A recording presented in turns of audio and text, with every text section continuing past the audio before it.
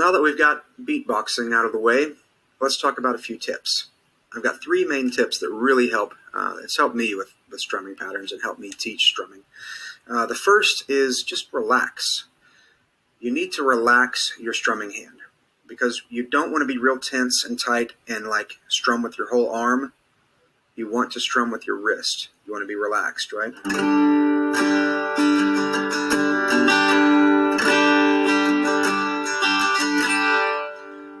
See, my wrist is just a little loose. I'm not strumming with my whole arm or my elbow or my shoulder. I mean, there's certain kinds of music where you do a little bit more of that, but for the most part, your approach needs to be, kind of relaxed.